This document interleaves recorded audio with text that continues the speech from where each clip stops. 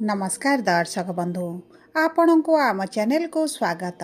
एही 2026 वर्षर प्रथम अमावास्या वा त्रिवेणी अमावास्या वा माघ अमावास्या रविवार दिन जानुआरी मास 18 तारिख दिन पड़िबा पई जाउछि एवं पवित्र त्रिवेणी अमावास्या बा माघ अमावास्यार हार्दिक अभिनंदन एवं शुभेच्छा जणाई आजिर कार्यक्रमटी को आग को बढ़ाइबा एवं आजिर एही कार्यक्रमटी आपण मानक पई समस्त सिंह राशिर व्यक्तिविशेषक पई बहुत अधिक गुरुत्वपूर्ण रही। कारण यही भिडियोटी रे आपण को किछिटा सहज प्रतिकार जणाइबी। एही अपूर्व संजोगरे जदि आपण करिथांती तेबे आपणकर अधिकांश कुंडलीर दोष गुड़िक कटिजिब, अधिकांश दशा दिशा मध्य आपणकर बदली जिब। देखंतु एही सहज उपाय गुड़िक अमावास्या दिन करिबा द्वारा आपणकर विभिन्न क्षेत्र रे परिवर्तन आसिब। कारण एही अमावास्या दिन सूर्यंक सहित चंद्रमा एकत्र मकर राशि रे विराजमान हेबे एवं ज्योतिष शास्त्र अनुसायी यह एक स्वर्णिम संयोग अटे जहाँ दीर्घ 69 वर्ष पर 2026 प्रारंभ रे हेबाकु जाउछि एवं एही संयोग धन लक्ष्मी वैभव को वृद्धि करने सहित आपणकर बहुत गुड़े इच्छा अभिलाष को मध्य पूरण करिब। किंतु आपणक राशिर स्वामी सूर्य देवता सहित चंद्रमा जेतेबेले शनि राशि रे रहिबे माने मकर राशि रे एवं शनि जेहेतु कर्मर धर्मर कारक ग्रह अटंती सेतिपई आपणकु एही अमावास्या रे किछिटा विशेष उपाय करिबाकु पड़िबो जहाँ आपणकर आर्थिक समस्या को धीरे धीरे दूर करने सहित आपणकर बहुत गुड़िए अभिलाष को मध्य पूरण करिबो। सेतिपई समस्त सिंह राशि व्यक्ति माने आपण एही भिडियोटी को शेष पर्यंत देखंतु एवं आपणकर नक्षत्र अनुजाई कौन करबाकू हेबो एही त्रिवेणी अमावास्या दिन एही भिडियो रे विस्तृत भाव रे जणाइबी। किंतु भिडियोटी को आरंभ करने पूर्वरु जदि आपणकर भी सिंह राशि होइथाए एवं आपण भी ईश्वर को आंतरिक भक्ति एवं विश्वास करती तेबे भिडियोटी को लाइक करंतु।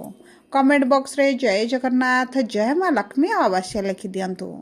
ता सहित आम सह जोगाजोग करबा पई वीडियोर मध्य भाग रे एक व्हाट्सएप नंबर टिए दिया जायछि जो नंबर साहाय्य आपण आम सह जोगाजोग करी निजर नूतन कुंडली प्रस्तुत करि परिबे, कुंडली विश्लेषण कराई परिबे किंबा आपणकर चाकरी विवाह व्यवसाय प्रेम संपर्क शिक्षा स्वास्थ्य को नहीं किछि समस्या रहिछि ताहार सहजरे एवं स्वल्प मूल्य रे समाधान करि परिबे।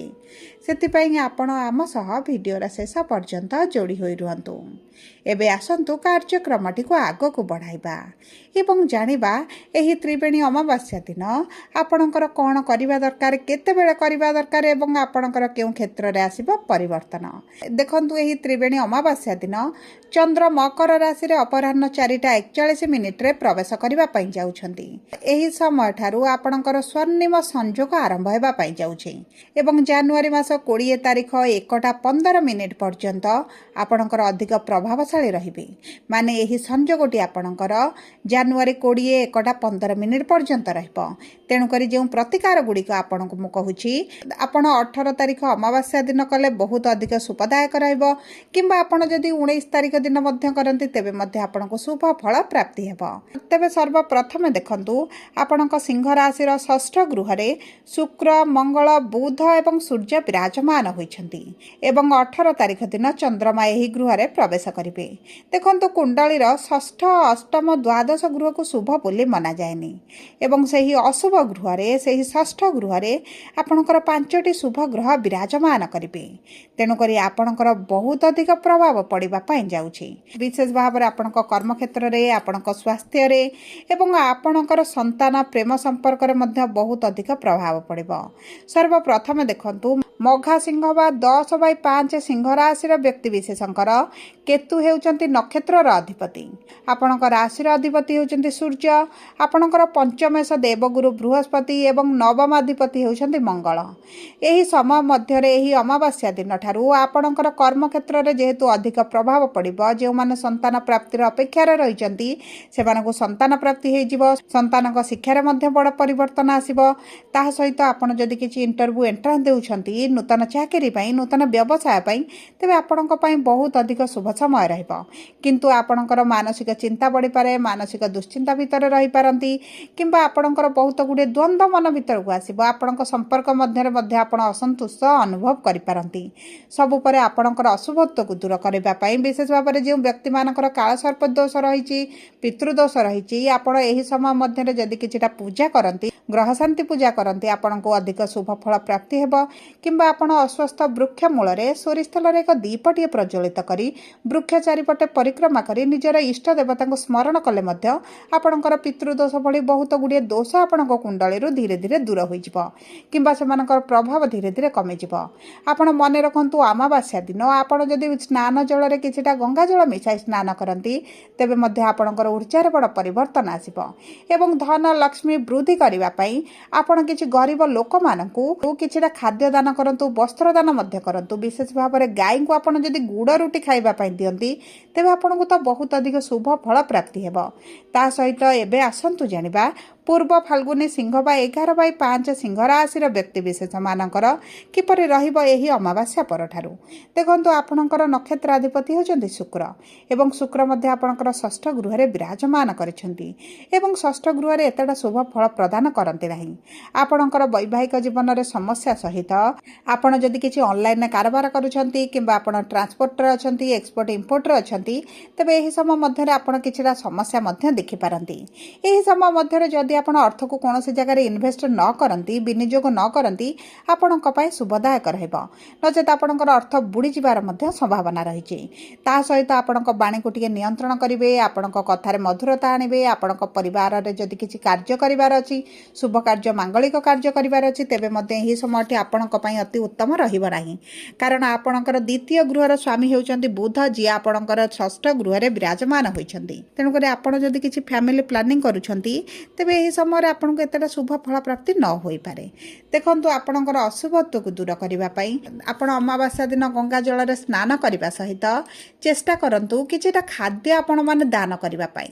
ଏବଂ ଆପଣ ସ୍ନାନ ପରେ ସୂର୍ଯ୍ୟଙ୍କୁ ଜଳ ଅର୍ପଣ କରିବା ସହିତ ସୂର୍ଯ୍ୟଙ୍କୁ ଯେଉଁ ଜଳ ଆପଣ ଅର୍ପଣ କରିବେ ସେହି ଜଳରେ କିଛିଟା କଳା ରାଶି, କଳା ତିଳ ମିଶାଇ ଆପଣ ପିତୃପୁରୁଷଙ୍କୁ ସ୍ମରଣ କରି ପୂର୍ବ ଦିଗକୁ ମୁଖ କରି ଯଦି ଜଳ ଅର୍ପଣ କରିଥାନ୍ତି ଆପଣଙ୍କର ମଧ୍ୟ କିଛିଟା ଦୋଷ କ୍ଷୟଯିବ।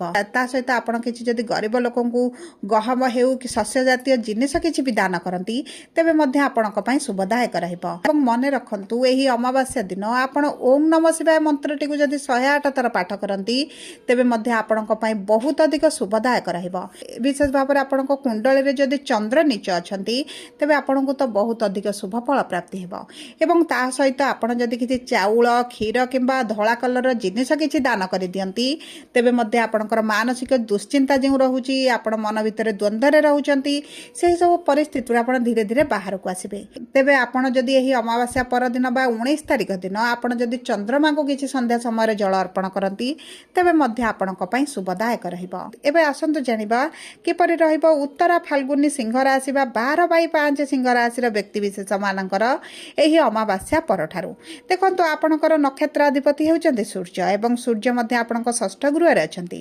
ଦେଖନ୍ତୁ, ଚନ୍ଦ୍ରମାଙ୍କ ଠାରୁ ସୂର୍ଯ୍ୟ ଷଷ୍ଠରେ ରହିଲେ ଅଧିକ ଶୁଭ ଫଳ ପ୍ରଦାନ କରନ୍ତି, କିନ୍ତୁ ଚନ୍ଦ୍ରମାଙ୍କ ସହିତ ଯେତେବେଳେ ଷଷ୍ଠ ଗୃହରେ ରୁହନ୍ତି ଏତେଟା ଶୁଭ ଫଳ ପ୍ରଦାନ କରନ୍ତି ନାହିଁ। ତେଣୁକରି ଏହି ସମୟ ମଧ୍ୟରେ ଯଦି ଆପଣ ଅର୍ଥରେ କିଛି ଦେନ ନେଣ ଭଳି ପରିସ୍ଥିତି କରୁଛନ୍ତି, କିଛି କାର୍ଯ୍ୟ କରୁଛନ୍ତି, କିଛି ବ୍ୟବସାୟରେ ଇନଭେଷ୍ଟ କରୁଛନ୍ତି ତେବେ ଆପଣ କରନ୍ତୁ ନାହିଁ। ଆପଣଙ୍କୁ ଏତେଟା ଶୁଭ ଫଳ ପ୍ରାପ୍ତି ହେବ ନାହିଁ।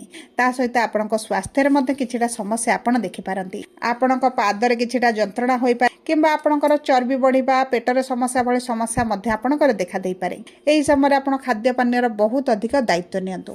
ତା ସହିତ ଆପଣଙ୍କ କର୍ମକ୍ଷେତ୍ରରେ ଯଦି ବା କିଛି ସମସ୍ୟା ଚାଲିଛି ତେବେ ଆପଣ ମନେ ରଖନ୍ତୁ, ଏହି ଅମାବାସ୍ୟା ଦିନ ଆପଣ ଗଙ୍ଗା ଜଳ ମିଶାଇ କିଛିଟା ସ୍ନାନ କରିବା ସହିତ ଆପଣଙ୍କ କର୍ମସ୍ଥଳୀ, ଆପଣଙ୍କର ଗୃହରେ ମଧ୍ୟ ଗଙ୍ଗା ଜଳଟିକୁ ସିଞ୍ଚନ କରନ୍ତୁ। ତା ସହିତ ଗାୟତ୍ରୀ ମନ୍ତ୍ର କିମ୍ବା ମହାମୃତ୍ୟୁଞ୍ଜୟ ମନ୍ତ୍ର ଯଦି ଆପଣ ପାଠ କରନ୍ତି ଆପଣଙ୍କ ପାଇଁ ବହୁତ ଅଧିକ ଶୁଭଦାୟକ ରହିବ।